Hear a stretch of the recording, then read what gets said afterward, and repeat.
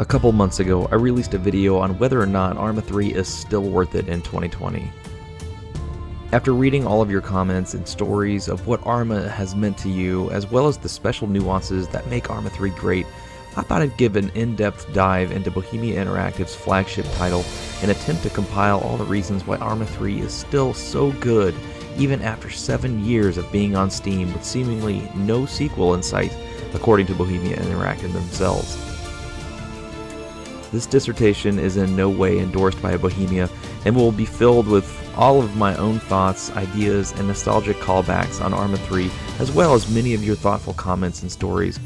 So with that, why is ArmA 3 so good? I'll start with a community post I had a couple weeks ago. The results from this were all over the place, which says a lot about ArmA 3 as its design tickles the fancy of many different types of people. A large group of people mentioned the creativity that the editor allowed. Indeed, this editor is powerful, one of the most powerful tools of any game I've seen in recent years. Those of you that were here in the beginning of ArmA 3 know that the editor was only 2D and followed the same design as the previous editors in the series. However, with the launch of the Eden editor, the capabilities have been insanely enhanced. Now you get to see your missions visuals as you design them, which saves a monstrous amount of time and trial and error. Anyone that has spent any amount of time in the editor making missions or running scripts knows how long you have to test your content before it's ready for release. The Eden editor is a massive step forward, and if I'm being honest, is now my gold standard when it comes to mission editor design. There is a learning curve, like mostly everything you do with ArmA 3. But with as many video tutorials that are out there on YouTube, as well as the immense amount of documentation on the Bohemia forums on how to script and create missions, you will have all the tools you need to create incredible missions yourself. The editor itself is even designed to be customized, as seen by incredible mods like Eden Enhanced, which greatly expands on the already robust capabilities of the editor by allowing you to adjust even more attributes and conditions to perfectly tweak your mission to your liking. Another feature of ArmA that resonated with players as well as the community post are the massive amount of units and communities out there that bring players together to play in a variety of ways. Milsim units are hugely popular by military enthusiasts as well as many active duty and military veterans of the armed services around the world. This is a great way to connect with people with similar interests as you and build lasting friendships that span years of awesome gameplay and memories. Some of my most fond memories were while doing almost nothing during Milsim ops, circling overhead waiting for the cast calls to drop while the ground forces did their thing. That 2 minutes of frantic action to get the bomb on target before the ground guys were overrun were some of the best times. Getting with creative, like-minded guys has also recently yielded some awesome results for me personally and allowed me to get awesome footage when I can. The patient, mature type of people are what's needed and are unfortunately in rare supply in the gaming world.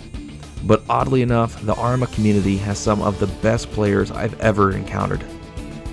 There's occasionally a shithead or two, but by and large, people that are playing ArmA 3 by design are a more mature breed than those playing Call of Duty.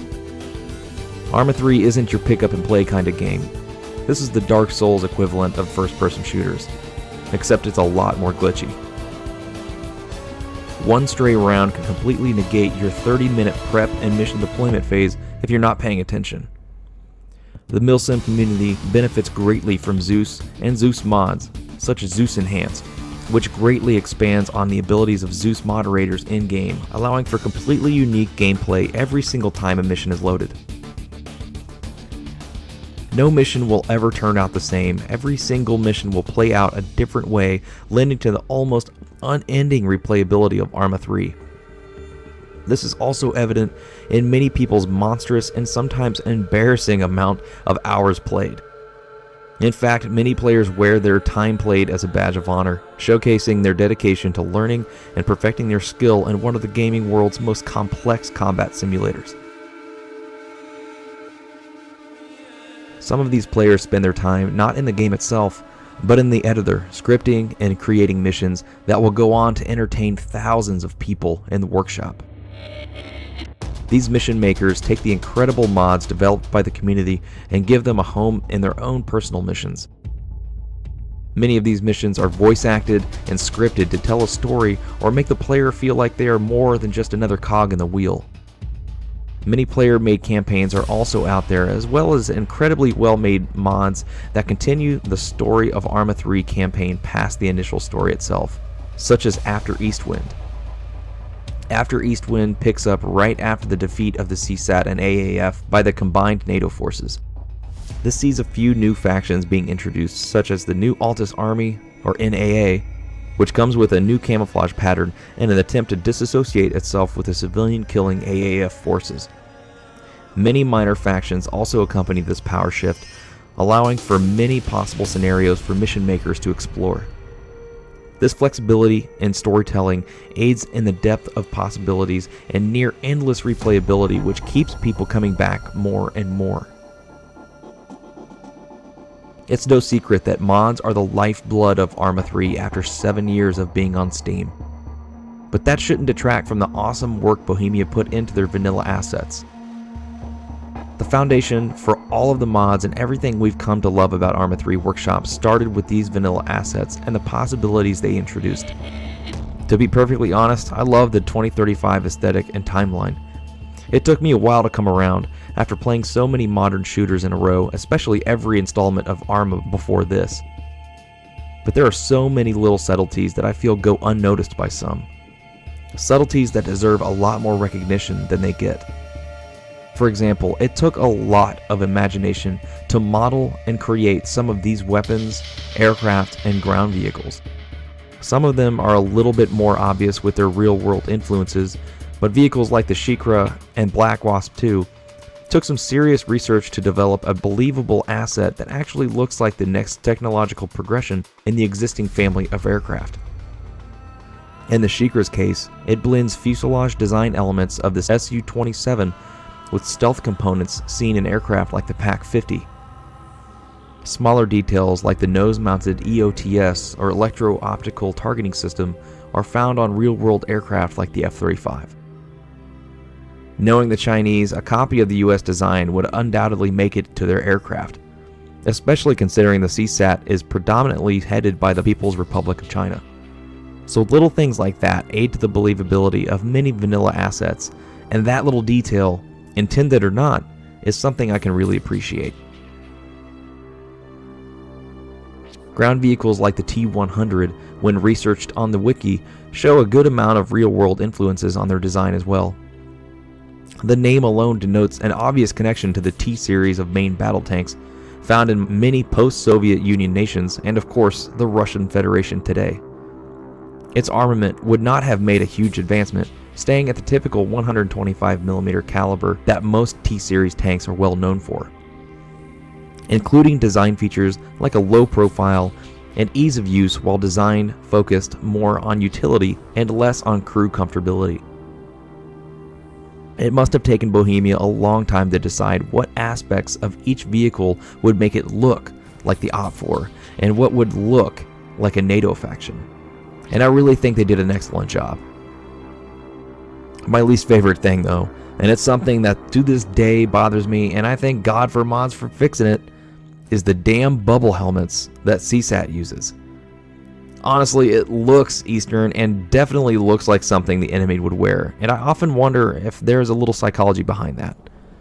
I hate that helmet and the way it looks, so by design, I should hate them by association, right? There are no doubt people that love the CSAT forces and how they look and despise the look of the NATO forces, intentionally adding to the good versus bad guy vibe without even really having to try.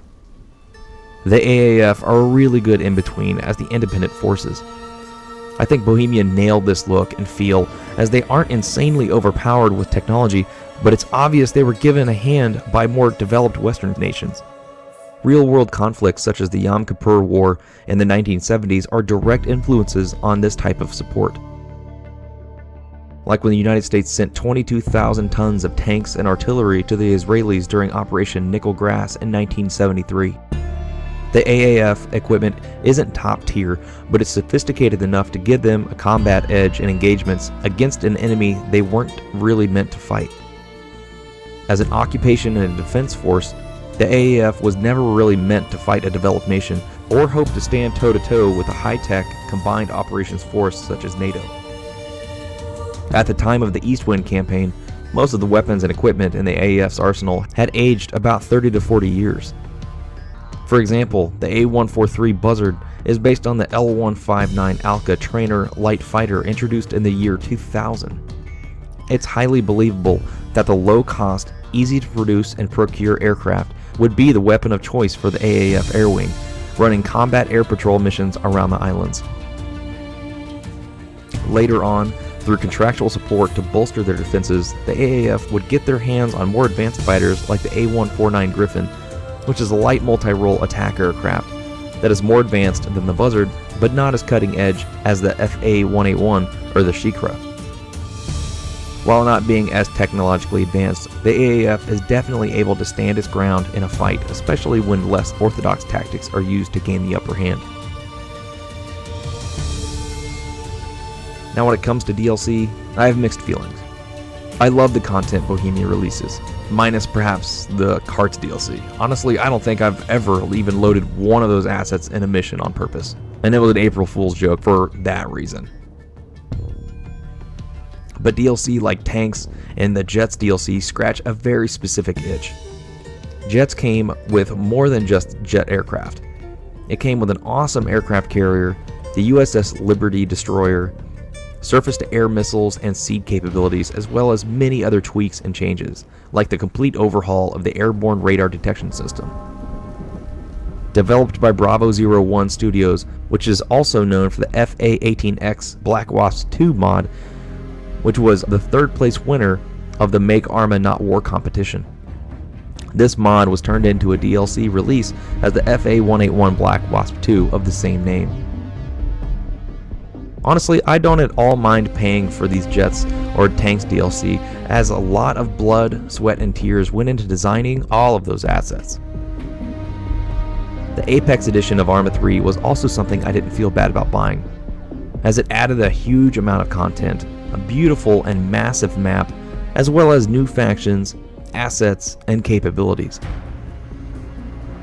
Every now and then, Bohemia will release an update with great content for free, like the Malden DLC. If you own the game, you got Malden, which is a phenomenal addition to the terrain portfolio and completely opened the door for an expanded universe of mods and storytelling. The Malden Defense Forces and Malden Armed Forces mods, for example, create believable factions that you'd realistically see patrolling and defending Malden post-Eastwind, or even an alternate reality where these forces were involved in the conflict fighting with or against NATO during the war with the CSAT. They fit in perfectly with the base game, as they are primarily reskins of the base game assets switched around and repurposed into a new faction.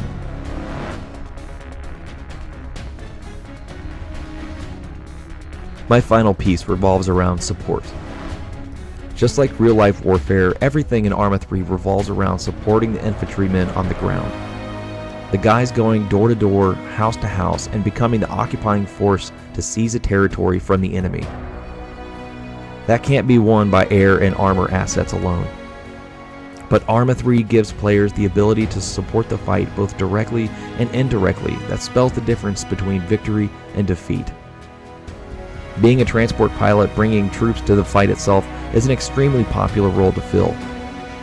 Just be careful not to try to show off too many of those nap of the earth skills in the wrong moment.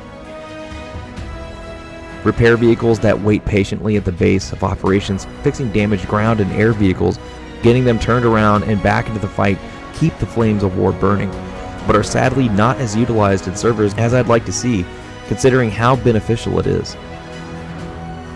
Artillery support from the base of operations or elsewhere are an awesome display of overwhelming firepower when facing an opposing force or entrenched position. When used correctly, friendly forces will merely be mopping up any survivors.